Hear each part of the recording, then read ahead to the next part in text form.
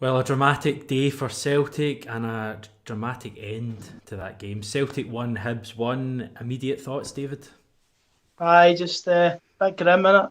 I think it's probably the fair result, to be honest. I don't think any side actually dominated. I was actually probably expecting a more ominous game than that, to be honest. I thought Hibs would have brought a bit more to the table than they actually did. Um, but in the grand scheme, it doesn't really matter. We've dropped the points that we said we couldn't afford to drop. It doesn't matter how it's happened. It doesn't matter why it's happened. It's happened, and it's insurmountable now at the top of the table. So it's an unfortunate sort of week as a whole for the club, and this just symbolises it. Yeah, we've covered on the channel already today the whole Dubai fiasco and the fallout and the fact that we were going to be missing 13 players and Neil Lennon and John Kennedy tonight. I would argue that the latter two aren't two big misses. But the overall way the game played out, I don't think you can actually have too many complaints about the result. I thought a draw was probably a fair outcome, and equally, I don't think you can be too unhappy with the performance in general, given that some of the players we had out tonight, Ewan Henderson was a guy who couldn't get a game for Ross County last season. Welsh was at Morton on loan. Hazard, I think, was at Dundee. Armstrong Okoflex hasn't played for the club. Karamoko Dembele will be a player one day, probably not for Celtic, but he's miles away from it at the moment. Cameron Harper was making his debut for the club.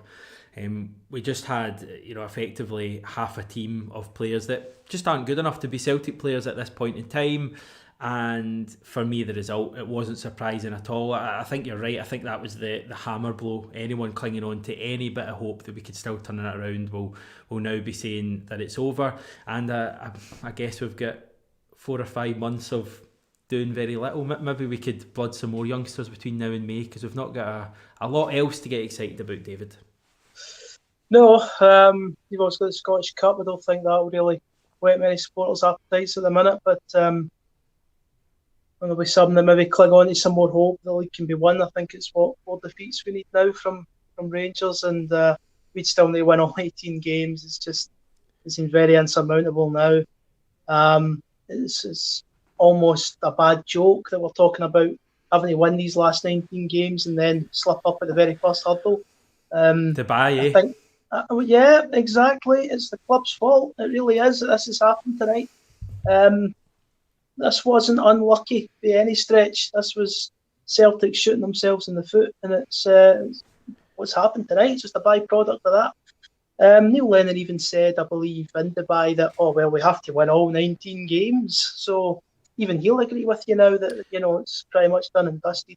But he might argue that he wasn't managing tonight, so maybe his 19 doesn't start until after the self-isolation. Aye, right. Aye, well... Sorry, I'm trying to be funny and poke humour at a horrible situation. Apologies. I mean... Nah, Neil was just happy to go to Dubai, though, wasn't he? And take the team on their week of warm weather training, who, by the way, half of them who were in Dubai looked knackered the night after about an hour, but that's another story. Just, there was, if we're going to look at some of the maybe brighter elements of the game, I thought the centre-back partnership was good. Thought Welsh and Duffy played well. It's obviously feels a bit pretentious when you talk about some of these things, as the league is effectively, in my opinion, over as of tonight. But, Welsh and Duffy did look good together, especially Welsh. I think he's going to be a player to watch out for in the future. I've never once been unimpressed by Welsh when he's played, even against Rangers or AC Milan. I don't think he ever shamed himself in either of those games either. Thought tonight was a real standout. He'll be feeling that more than most. He'll have thought he was, going to grab his clean sheet tonight. Was he man of the match for you? I think under the circumstances I'd give him it. I think so. Try to think who else would maybe... As I say, I thought Duffy played well. Not going to hammer Duffy tonight. Not if we're looking at this performance if we're isolating this performance tonight. He played very well. He could very easily have a claim for man of the match for responsibility on his shoulders. But, I've not seen too many replays of the goal, so I'm not sure who's individually at fault for that. Not had a chance to really see it back. Yeah, it looked like it. Saw a few retreating onto the goal line, not a convincing clearance by one of them. But yeah, I think if you look at those two at the back, they were good. Probably stick with that for Livingston. Try to think what else. At least we've got a nice easy game up next. We're not playing the form team in the country, the best team in the country at the moment. 8 wins in a row. I can't believe we're actually sitting here discussing any prospect of being scared of a home game against Livingston. It's totally bizarre, absolutely bizarre. Yeah. It's where we are, mate.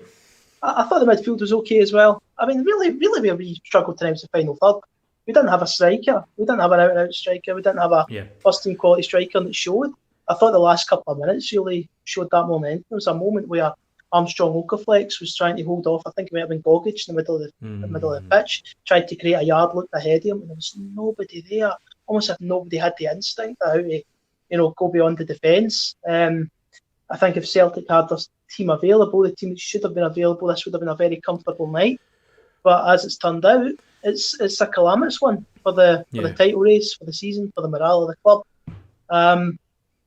And where do you go from here? A lot of people will be saying, well, as supporters, you can only go to the next game, unfortunately, and just see if they can try and get some sort of decent form going. If anything, it'll be good to see some of the players that impressed tonight get another opportunity.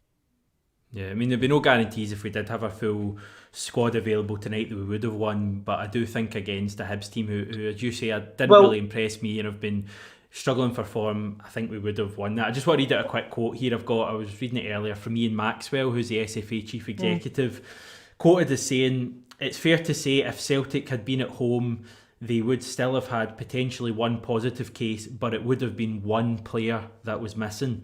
That is the danger of travelling abroad. There is a lot more inherent risk involved in that from a close contact perspective because there is travel in planes and travel in buses." So there's the chief executive of the SFA saying that if Celtic had stayed at home and Julian had tested positive, it would only have been Julian that would be missing, a player who's injured. The other 13 wouldn't have missed it. So taken from that and adding in the fact that for me the reason we didn't win tonight, maybe this is presumptuous to say, but the reason we didn't win tonight was the fact that we were missing 13 players.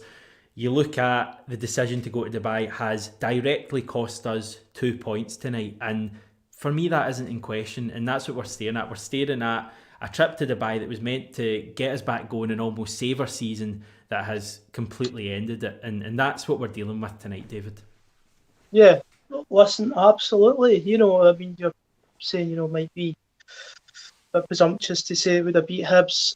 We would have beat Hibs, I think, with the full team. I think when you look at the performances over the course of December and combine that with how Hibs actually played tonight, I don't think they looked a team in form. I don't think they looked a confident side. It looked like a team that didn't like the pressure that was on them to win the game tonight.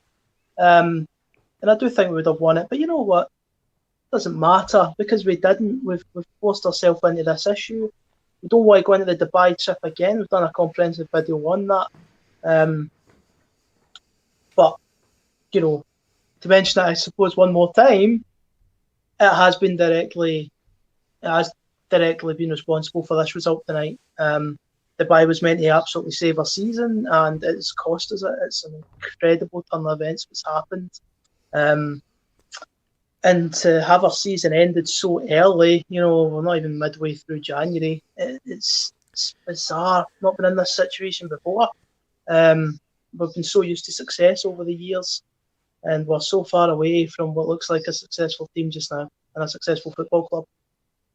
Right, I'll get through a few of your comments. John MacArthur, Laxalt was at fault for the goal, making a stupid foul. Discipline is terrible. I think that's a really good point. I said it at the time, it's a daft foul to give away. In terms of the goal itself, players who didn't cover themselves in glory, Hazard, who I thought had a decent enough game, certainly didn't. Had a very good game before that. Duffy 100% didn't cover himself in glory, and I thought he was decent enough tonight as well, certainly by the standards he's set so far. But there was just a feeling of inevitability when that goal went in. It would have been amazing if we could have won tonight. It wouldn't have meant anything in my opinion, because for me the league was done after Ibrox, but it would just have been nice to win a game after a horrible day. One in here, a super chat from Plixie Plox. Is the loss of the 10 Lenny and Lowell's legacy? Wow, that's a question we could really get into. In fact, someone should do a video on Neil Lennon's legacy. Someone should do that, I think. I did one last night. I don't know if you saw it, well, David. But what's your thoughts? What's your thoughts on that from Plixie Plox? Will losing the 10 be Lennon and Law's legacy at Celtic? It's such a big question, but it is what both men will be remembered for now, Hamish. When you think of Neil Lennon's managerial tenure, and I do think it'll be up at the end of the season one way or another, whether he walks, whether he's sacked, I don't know, but I do think it'll come to an end. When you think back to Neil Lennon's second tenure, it will be known as the loss of 10 in a row. That's what people will take from it. And Peter Lawwell has played a massive part in that. He's unfortunately stuck by Neil Lennon in times when he really shouldn't have. A legacy is what you're remembered for. It's what you leave behind. There's not going to be anything positive left behind by the Neil Lennon tenure for me when he departs. He did, it maybe sounds a bit silly when you consider the fact he did win the quadruple treble. He did seal that up, and that was a very, very good achievement. But it was all about the 10. The appointment after Brendan Rodgers was supposed to be the one that took us to 10 in a row. Not necessarily the quadruple treble, which again was a terrific achievement, but it's not the achievement. It's not what supporters were after. After Brendan Rodgers departed, it was the 10 we were after. And Neil Lennon, unfortunately, is going to be tarnished for the fact that he hasn't won it. And that's something that will be left in his legacy. So I totally agree with the point, unfortunately. This is what Celtic supporters were warning Lennon about, were warning Desmond and Lawwell about when we wanted them gone around October time. We didn't want this to be Neil Lennon's legacy. We wanted him to be known as the manager who knew it was the right time to stand down, left at the right time, and effectively saved the 10 by bringing someone else in. That didn't happen, and now here we are. So it's a really valid point, and I totally agree with it.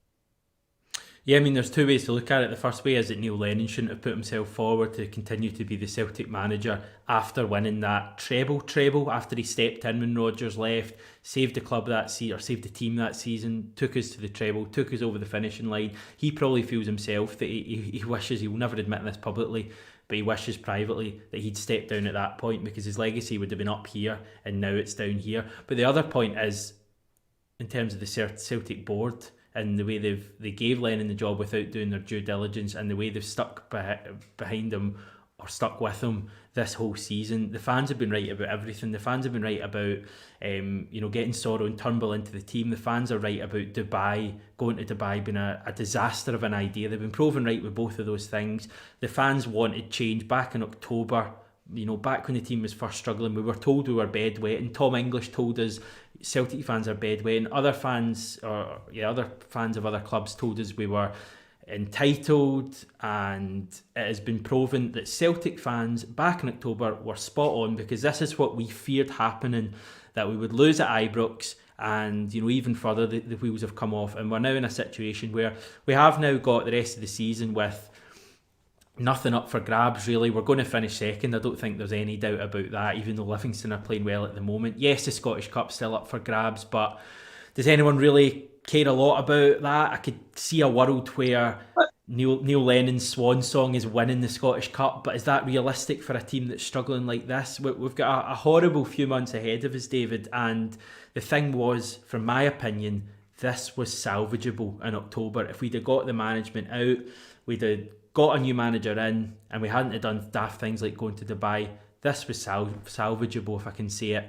And sadly it's gone. I take a slagging in this channel for saying that Rangers bottle crashed. Sadly, it's Celtic's bottle that has crashed this season. And listen, I've got to take it. It's disappointing, mate, but hey ho. Yeah, exactly that. I mean, just going back to what you're saying, it's totally salvageable. I think Celtic supporters sort of groans started after the Rangers defeat. At that point, I believe we were only 1 point behind. The draw at Aberdeen made it 3. The times in October, November, it was 5. Very salvageable at that stage. It just totally blew up in front of your faces. And the supporters don't deserve this, because they've been calling for what should have happened for a long time. They've just not been listened to. And it's so bizarre to see such an incredible collapse, slipping up every 3-4 league games. It's just not been like us, and it just shows the regression we've had since Rodgers. It's been gradual, but unfortunately, it's it's going to culminate in us losing the 10, and that is a massively bitter pill for all of us to swallow. But there is a future after the 10. Celtic weren't going to stop operating after 10 in a row was won. So we have to sort of try to look at how we bounce back from this, ensure any title failure is a one-off this season, and try and reassert our dominance on the Scottish game, which, by the way, is very doable. I agree, but a lot has to change at Celtic as well, and in my opinion, this has to be a watershed moment. And what has happened over the last few days, taking out of the equation everything else that has happened, all the bad stuff at the club, the fences, etc. in the last few months, what has happened over the last 10 days with the club going to Dubai during a global pandemic, not coming back when Scotland entered a second lockdown, having a player test positive, having 13 players plus 2 members of staff miss an important game against Hibs and then dropping points in that game, has to be a watershed moment. There needs to be change at Celtic. And at the very least, and I can't believe I'm agreeing with Andy Walker, but here we are, 2021 has thrown up something amazing.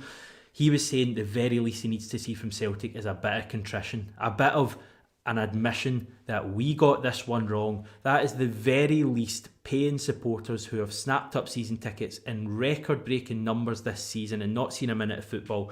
That is the least they deserve. What are we going to get from the club, David, over the next few days, do you think? Anything? We're going to get a happy birthday for Morton Weekhorst or something like that? Yeah, I'd expect a bit of a silence, to be honest, over the next couple of days, unless there's any major updates, unless somebody else tests positive. God knows. You won't find any real interaction from the club to supporters. I don't think. It's just not a nice moment at all for any of us. We've got a game against Livingston coming up next, and I would expect any sort of news from the club to be entirely match based on that, or something to do with the pools or something else. God knows, but it certainly won't be. They certainly won't be trying to start any conversations with the supporters. I think you can guarantee that, because the supporters just aren't having it just now, and they're quite right not to. Right, final comment. I just want to give a shout out for Aero 250. I don't think that's how you say it. That's how you say the number 250. It all started with Bolly. From there, things gradually went from mediocre to dreadful. Good point, and thanks for your continued support on the channel, mate. Right, we're out of here, David. I think I need a lie down. I don't know if you feel the same way. It's been one of those days. One of those weeks, one of those seasons. You're writing over in 67hailhail.com. What kind of stuff can we expect? Just this kind of stuff in written form, I suppose. Well, just maybe a more in-depth look at the game. Maybe try and take some of the positives we can from it. See what there was to take. I think a lot of positives we are taking will now have to be with a view to next season. I think when you're looking at the current campaign, it really is pretentious now to pretend that the league's salvageable. Any collapse from Govern's welcome, but I don't think we'll see it. So yeah, we'll just be trying to be as upbeat as we can. I think we've had enough doom and gloom over the last 5 months, so we'll see what we can do. But it's been a rough week. The club certainly isn't helping us, are they? Indeed. David, thanks for your time. That's what will be happening over in 67hailhail.com. In terms of this YouTube channel, we will have Jackie McNamara dropping in to help me and John tomorrow. A few jokes in the chat about where John's been, whether he went to Dubai or not. I can confirm that John is alive and well. He's doing fine, and he will be joining me and Jackie on tomorrow's channel, or tomorrow's video on the channel. That'll be an interesting one. Until then, we're out of here. Take care.